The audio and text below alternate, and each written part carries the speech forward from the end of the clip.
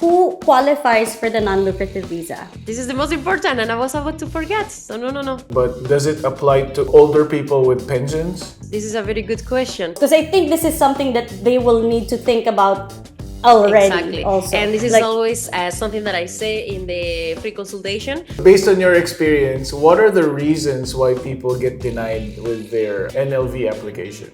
And it's important to talk about this. So basically it's because of the... Hi guys, I'm Bea. And I'm Paul. And in this video, we're talking about the non-lucrative visa for 2025. We are joined again by our favorite guest, Marina Henestrosa of BureaucracyES. Hey! Hello! And if you haven't seen our previous videos with Marina, we have been talking about the non-lucrative visa and digital nomad visas that are available here in Spain. But the last video that we did for non-lucrative visa has been quite a while. So there's been changes. So today we're going to be talking about the non-lucrative visa, its requirements, some frequently asked questions, and real-world scenarios that Marina and her team at Bureaucracy have encountered. Hi Marina, welcome back. Please introduce yourself to those who are new to the channel. Well, thank you so much, first of all, for inviting me again. I'm so excited. It's always a pleasure. It's been already 2 years working together, being in this YouTube channel, and now I'm getting used to the camera, and I like it. My name is Marina. I'm Director and Immigration Advisor at Bureaucracy.es. We have been helping people from all over the world, from Philippines, Canada, UK, the US, everywhere. So everyone is welcome to Spain with us since 2021. And yes, so we help everyone to make the Spanish dream a reality. And we help them with the immigration journey, basically. Okay, that's perfect. So let's start with, what is the non-lucrative visa? It's a residency permit that allows you to live in Spain but not work. So it's a very, very interesting option for those ones who wants to take a sabbatical year or already have been working all their lives and they want to retire in Spain. So it's a great opportunity to take some time off and enjoy Spain, the culture, the city, etc. And you know very well, because you used to be a non-lucrative visa residents in Spain, not anymore. Now you are Spanish citizens like me. And yes, I think it's a great opportunity to get used to Spain. So you mentioned a little bit about, it being a sabbatical or someone who's worked all their lives and retired. So who qualifies for the non-lucrative visa? Very simple. Basically, those ones that they have enough savings. For example, if you are a couple, you need to have at least 36,000 euros or the equivalent amount of money in your bank account in your home country. You don't need to open a bank account in Spain. This is a frequent questions that I receive. And this is the flexibility of the non-lucrative. So basically, you need to have enough funds to support yourself in Spain. You need to be healthy, because basically you're going to have private health insurance with full coverage and no co-payments in this country. Accruing criminal records, of course, for the last 5 years. And basically this, and a proof of not working also. This is the most important, and I was about to forget. So no, sorry. So a proof of not working is very important, because this visa is also known as retirement visa, non-working visa. So being not working at the moment that you submit the application is important, or at least have a commitment letter that you're going to quit as soon as the visa is granted. So you said it's a retirement visa, but does it apply to only older people with pensions? No, actually it's not. This is a very good question. It's very famous because retired people decide to move to Spain, but anyone is welcome. So we had clients that they were in their late 20s, early 30s, and they got even approved. Of course, we need to prove that they are not planning to work within Spain, not even remotely is allowed. And that they have enough funds to support themselves. So we need to analyze the source of the funds. So it's not the same that you are in your late 20s and you were really smart and make a lot of money, for example, in IT, and you were able to save up that amount of money. than you got money because your parents lend you some money. So it's not the same. So so basically we can say that successfully we got clients approved in their late 20s. For example, in the US, in Costa Rica as well. And yeah, so everyone, if we can justify it very well, is welcome. Of course, if you're 21, 22, maybe a different type of visa is better for you because you didn't have the chance to save that much money, because it's almost 30,000 euros, okay, in savings. Okay, so that's the difference. Like if someone is gifted money to say Yes. like, oh, my parents gave me 30,000 as a gift, that's kind of a, I have done it, eh? yeah. I have done it. I have beautiful clients living in Spain. They were 26. And yes, I did, but it was a real challenge. That's why I'm talking from experience. So basically, it's possible. But I wouldn't suggest to try again because the consulate is going to keep digging and asking a lot of questions and feel you like you're doing something wrong. And it's like, no, let's try to to avoid this situation for our clients. So I have done it, but let's be careful, I'm gonna say.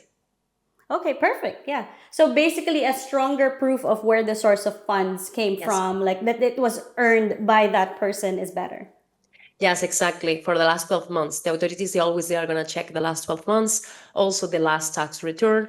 They actually are into the financial means.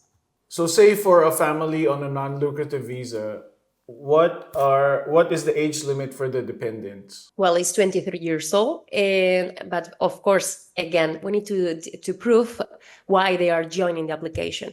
So basically, some parents, they explain that their kids that have special needs and etc. We can justify it, why they are joining, why they are financially dependent. They must be single, so it's important to show the marital status. And they are going to be enrolling a course in Spain, something that proves that yes, they are going to be financially dependent. There is always a way to support your adult children. I know that is nice when you as a family can bring also your children and all of you have all the experience. So my answer will be yes, we can analyze your case into detail and give you the best option to bring all the family together. And then on this visa, it's granted for just 1 year. Typically, like from our experience, by the time we have registered and gotten our tarjeta de identidad de extranjería, the TIE, by the time we get it, it's almost like half a year, right? And we'll actually have to renew in a few months, right? So by the time we get that card, we're almost in the process of gathering our documents for renewals. That's right. So what would be the requirements for renewals? Because I think this is something that they will need to think about already also. Like, yes, because it's so quick that 1 year goes by fast. Exactly. And this is always something that I say in the free consultation. So well, during the initial application, you always must apply at the consulate in the jurisdiction where you live. But when you are moving, you are already in Spain on a non-lucrative visa, you can renew within Spain. Actually, it's the only way to renew. You need to do it at the immigration office in the province that you live. In this case, Valencia, Granada, Malaga, etc. And the requirements are way less. So you're going to be very happy and surprised about this because we can do the application on your behalf as a company.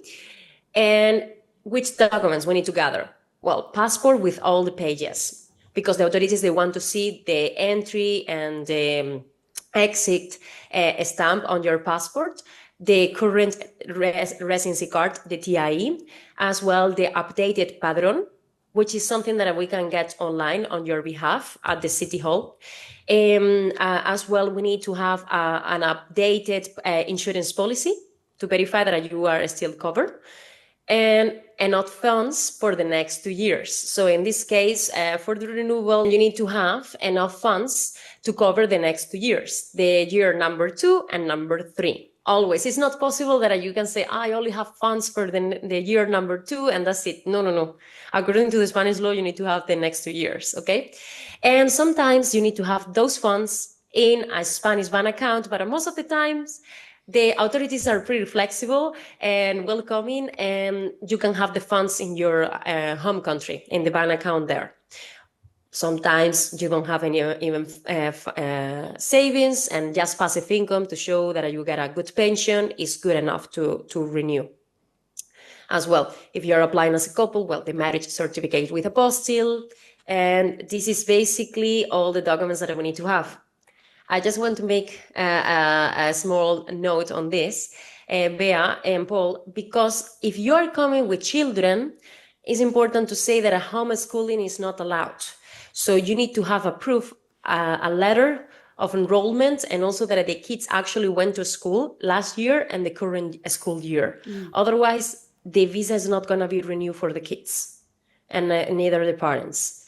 Yeah, this is everything. Simple enough, right? Good to know. And the application, as I said before, we are going to do it on behalf of the client, and it can take up to 3 months to be reviewed by the authorities. So, but yes, again, you don't need to go to any place, anywhere with any folder. So it's different. Okay, so based on your experience, what are the reasons why people get denied with their NLV application? Well, always I'm going to say that we have 99% approval rate.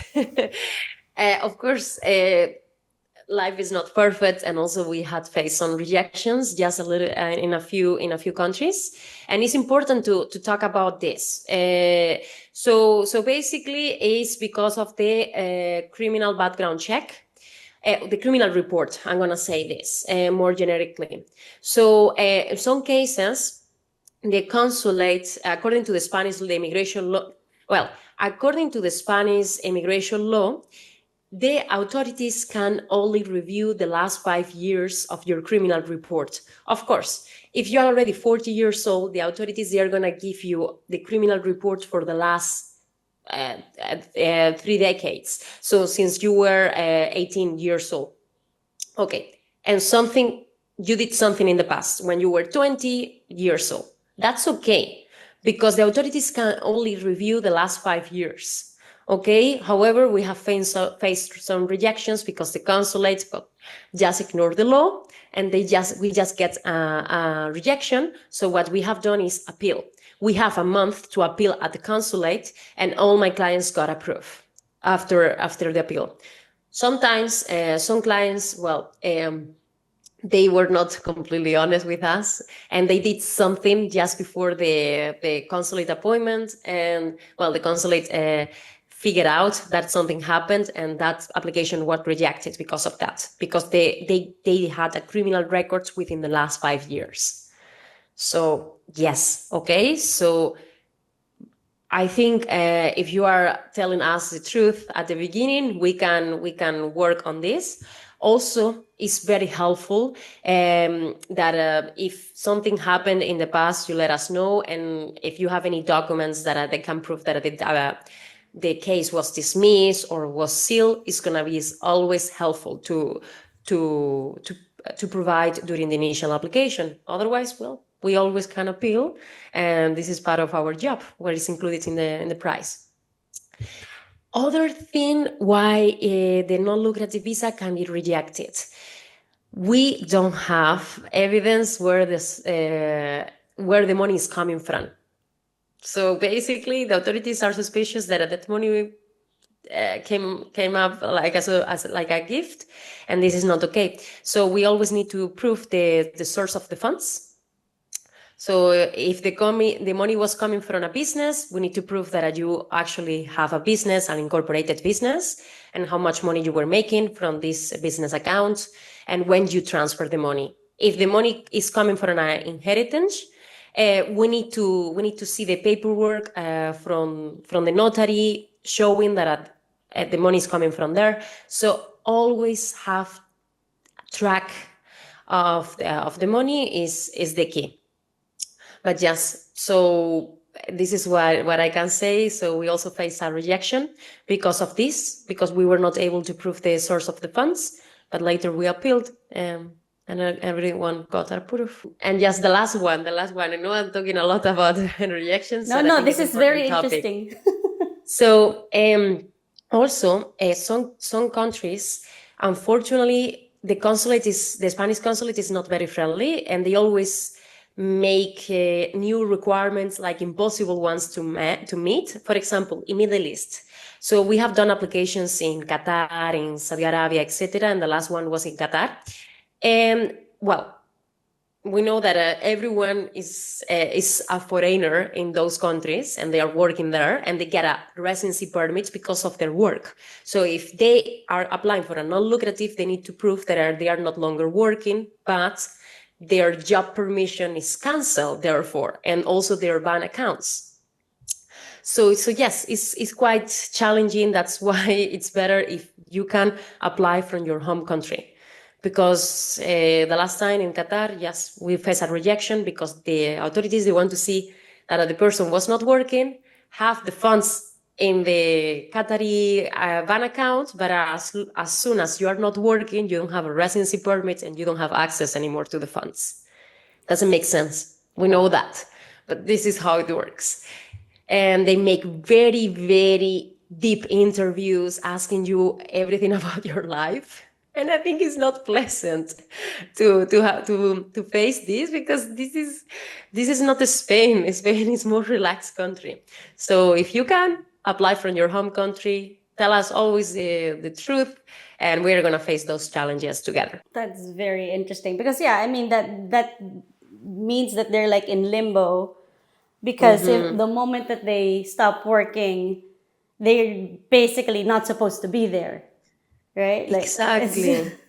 And we have done applications successfully in Saudi Arabia, for example. In Turkey, we got a family approved a few weeks ago, and it's very nice to see that just not the typical countries, the clients get approved. But yes, we always need to work harder and extra to make it possible. It's always a pleasure to have you here, Marina. Thank you so much for sharing your knowledge. How can they find you? How can they contact you? Well, my pleasure. It's very nice to speak with you today. Well, the way that they can reach us out is, well, they go to my website and they click the non-lucrative visa service. They are gonna complete a form which takes 10 seconds to complete, and they are going to have access to the platform, to the dashboard, where they can have a quiz to see if they are eligible or not. Again, takes nothing, 30 seconds in this time, and after that they can book a free consultation with us. And we have been working really hard to have more available spots for all of you, and now you can book an appointment within the next 2 days. So this is something that I'm very happy to announce. So everyone is available to help you to move to Spain. And of course, the link is going to be in this description below. Do not forget to click it, because with the link, it's custom, so you get a discount from their services. Exactly. So we are waiting for you. So if you have any questions, you're planning to move within the next 6 months, or maybe in a little bit far in advance, but you want to see if you're eligible and to have the feeling how it's going to look like, because in our platform we have split very well the next steps of the application. Feel free to contact us, and I'm sure that we are going to be answering you. It's not just myself, I want to say this. We have a great team of women. So all of us, we are going to be helping you to see how we can help each other to move you to Spain.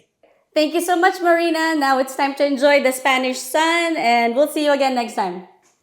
Claro que sí. Thank you so much. See you soon. Adios. Adios.